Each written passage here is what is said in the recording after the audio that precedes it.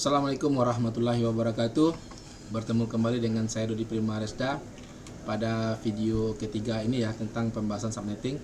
Pada video pertama kita telah membahas bagaimana melakukan konfigurasi biner ke desimal, desimal ke biner, dan juga kita membahas bagaimana cara melakukan konfigurasi dari prefix ke next mask dan dari max mask ke prefix, yang mana pemahaman itu dibutuhkan untuk menindaklanjuti pemahaman dari subnetting VXLSM dan VLSM. Dan pada pertemuan video kedua kita juga telah membahas teknik perhitungan subnetting menggunakan fixed length subnet mask ya. Dan pada video ketiga ini kita akan mencoba membahas menggunakan variable length subnet mask. Di mana perbedaan antara dua teknik perhitungan ini, yang mana teknik perhitungan yang VLSM ini membagi subnet sama banyak ya, membagi subnet sama banyak tergantung dari prefixnya. Nah, misal yang kalian lihat pada gambar ini membagi sama banyak. Sementara yang VLSM ini, variable length subnet mask ini, membagi tergantung dari kebutuhan hostnya. Nah, bisa dilihat pada contoh pada gambar ini. Oke, saya coba mereview kembali ya untuk yang VLSM. Kita akan coba bahas sedikit yang VLSM sebelum masuk ke yang VLSM. Yang VLSM ini ada contoh soalnya. Di sini diketahui adalah IP addressnya, subnet mask originalnya, dan new subnet mask yang mau kita rubah. Tentukanlah number subnet bitnya dan tentukanlah jumlah dari IP networknya, IP efektif dan seluruhnya.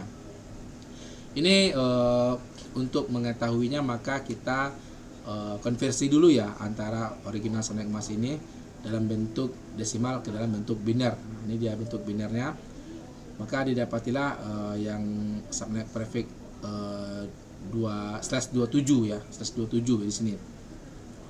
Lalu kita n-kan antara network addressnya dengan yang subnet mask yang terbaru ini ya, yang terbaru ini. Maka didapatlah 192.168.201.28 ya. Untuk peng-n ini juga sudah dibahas pada video sebelumnya. N itu, fungsi n itu ketika 1 di n-kan dengan 0 maka hasilnya 0, 0 dengan 0 hasilnya 0, 0 dengan 1 hasilnya 0, 1 dengan 1 baru hasilnya sama dengan 1. Ini dia.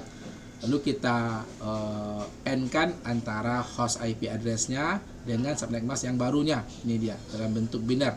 Maka didapatlah network addressnya ini ya. Network addressnya adalah 192.168.201.28. Maka karena di sini dia fixed length subnet mask, maka dia prefix 27. Maka kita tengok subnet mask yang terakhirnya yaitu 11000. Lalu kita hitung jumlah binari X-nya dan jumlah binari Y. Yang mana X adalah jumlah binari 1 dan Y adalah jumlah binari 0. Berarti X adalah 3, 1, 2, 3 ya. Sementara yang Y ada 5. Maka kita carikan untuk mencari nomor subnet yang barunya 2 pangkat X atau 2 pangkat 3 sama dengan 8 ya. Lalu untuk menentukan berapa jumlah hostnya, maka kita gunakan rumus 2 pangkat Y dikurang 2. Nih, maka Y-nya sama dengan 5 karena 0-nya ada 5. 2 pangkat Y dikurang 2. 2 ini dari mana? 2 ini untuk IP network dan juga untuk IP broadcast. Maka kita dapatlah nanti rentangan IP-nya ya, IP-nya. Maka di sini kita tentukan blok subnet masknya yaitu 256 dikurang 224. Ini 224 ini dari mana datangnya? Datangnya itu adalah dari nilai oktat terakhir ya subnet masknya karena dia menggunakan prefix /27. Maka didapatlah 32. Jadi untuk pembagian blok subnetnya itu dimulai dari 0, 32, 32 tambah 32 64, 64 ditambah 32 96, 96 ditambah 32 128 dan seterusnya sampai dengan 224. Karena network addressnya di sini pada soal ini dimulai dengan 128, maka kita mulai aja ke seterusnya. Maka kita ambil contoh dari 128, 160, 192 dan seterusnya 224. Lalu kita buat tabel ya. Ini pada penjelasan sebelumnya juga sudah pernah saya jelaskan. Kita buat tabel. Lalu untuk tabel subnet yang pertama ini kita buat IP network yang pertama yaitu 192.168.200.128. Lalu kita buat yang 160 terakhir ya, yang kedua ya. Karena 128 ini ditambah dengan 32 hasilnya adalah 160 yang ini ya. Ini blok yang kita buat 128, di sini 160, 192 dan ini 224. Lalu untuk mengetahui IP broadcast terakhir pada subnet mask yang pertama, yaitu satu IP setelah IP network pada subnet mask yang kedua. Ini yang pertama, yang kedua, ketiga, keempat ya. Subnet mask pertama, kedua, ketiga, dan keempat. Satu IP sebelum IP network yang pertama, maka menjadi IP broadcast untuk subnet mask yang pertama. Jadi ini dia IP broadcastnya. Satu IP sebelum IP network yang ketiga menjadi IP broadcast pada subnet yang kedua. Jadi ini dia 191. Ya, paham ya? Dan ini dia 224. Jadi 223 dan ini menjadi IP broadcast untuk subnet mask yang keempat. Lalu kita dapatilah rentangan IP efektif atau host pertama dan host terakhir. Yang mana rentangan IP efektif ini adalah satu IP setelah IP network dan satu IP sebelum IP broadcast. Maka kita dapatlah 129, 1 sampai dengan 158 dan seterusnya.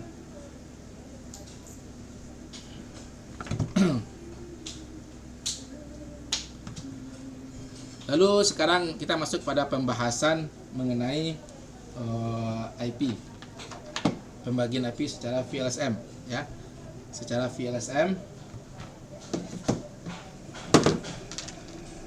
yang mana pada pembagian IP secara VLSM ini, pembagian IP itu tergantung dari jumlah host yang dibutuhkan ya. Misalnya kita ambil contoh di sini.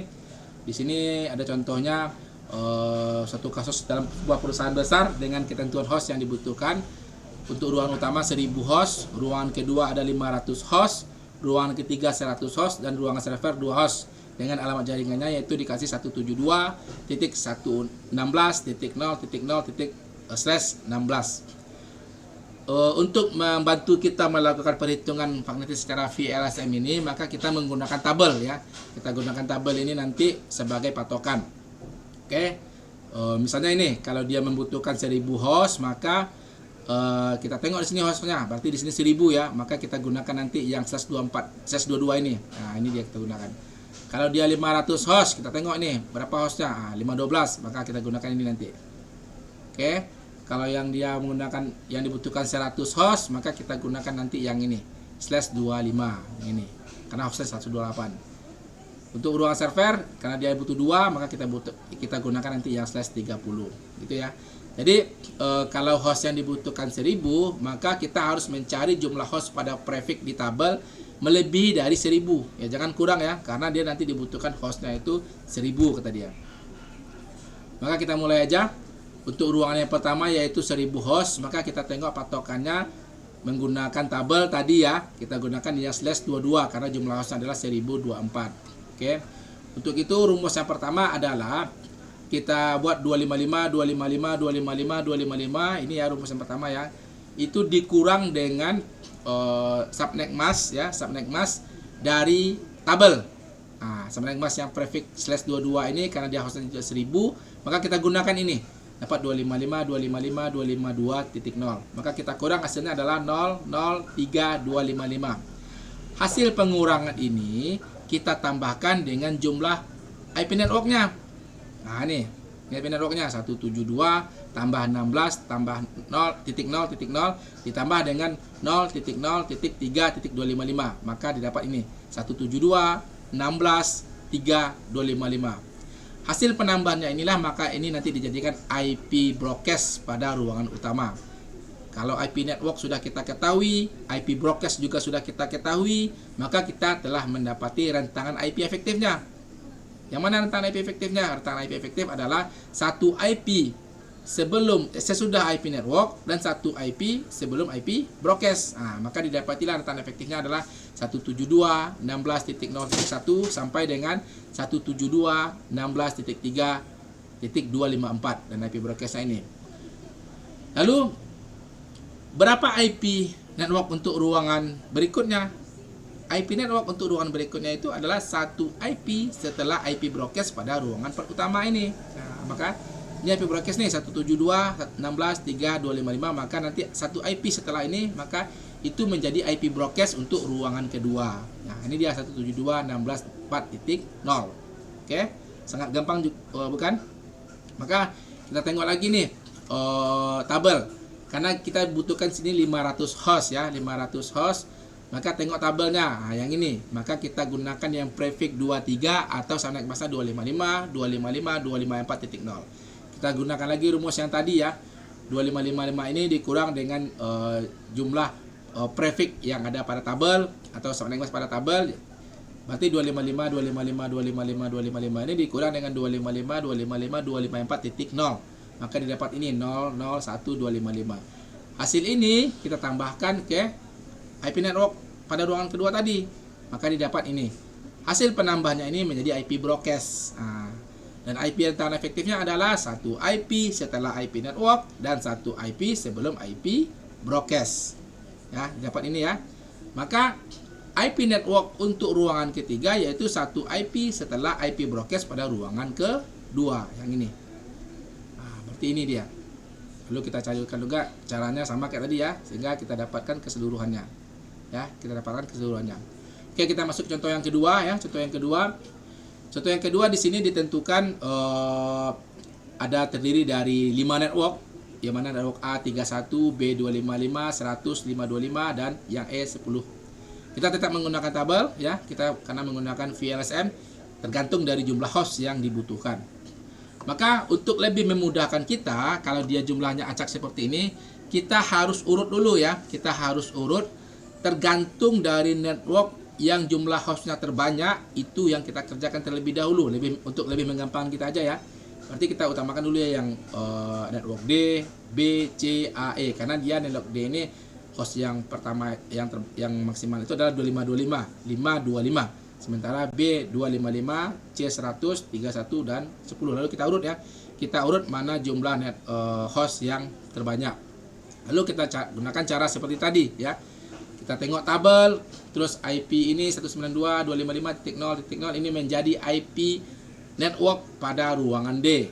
Lalu kita gunakan rumus ini yang 255, 255, 252 ini titik 0 ini kita dapatkan dari melihat tabel, yaitu subnet mask dengan jumlah host yang 1000. Karena ini dibutuhkan tadi jumlah hostnya yang 525. Kalau di sini kan 512 berarti kurang ya. Berarti kurang, maka kita gunakan yang 1000 karena dia maksimalnya ada di sini adalah 525. Maka kita gunakan yang subnet mask ini. Kita tambahkan, maka dapat hasilnya 128.25.3.255. Ini menjadi IP broadcast pada network D. Nah, IP network sudah diketahui, IP broadcast sudah juga diketahui, maka dapat rentangan IP validnya ya. Rentangan IP efektifnya, rentangan IP efektifnya adalah satu IP setelah IP network dan satu IP sebelum IP broadcast. Dan untuk IP network ruangan berikutnya, maka satu IP setelah IP broadcast pada ruangan D ini. Nah, yang ini. Maka ini menjadi IP network selanjutnya. Karena di sini kan tadi 25.3.255. Setelah ini tentu dia 128.25.4.0. Nah, ini menjadi IP broadcast untuk ruangan selanjutnya. Nah, begitu juga seterusnya kita lanjutkan juga caranya melihat tabel patokannya. Kalau di sini dibutuhkan 255 PC, maka kita gunakan yang 512. Kalau 256 dia terlalu mepet ya, maka kita gunakan, nanti kan dia dibutuhkan IP network dan juga IP broadcast, maka kita gunakan yang 512 pada tabel. Ini juga dibutuhkan 100 PC, maka kita gunakan yang prefix /25 karena tersedia di sini adalah 128 pada tabel. Dan ini juga 31 kita gunakan yang 64 ya. Kalau 32 dia terlalu mepet hostnya ya. Karena di sini host itu yang host efektif itu ada 31 kata dia, maka kita gunakan yang 64 ini untuk prefix /26. Dan ini juga 10 kita gunakan yang 16 ya, biar lebih ada space-nya jika terjadi penambahan jaringan, nanti ada space IP-nya. Jadi kita tidak mengulang lagi melakukan konfigurasinya. Oke, cukup mudah bukan ya untuk melakukan konfigurasi subnetting ya, subnetting menggunakan VLSM atau VLSM ya, yang mana VLSM tersebut menggunakan membagi IP secara banyak tergantung dari subnet masknya atau dari prefixnya, sementara yang VLSM itu membagi IP tergantung dari kebutuhan host yang diinginkan. Oke, cukup sekian. Assalamualaikum warahmatullahi wabarakatuh.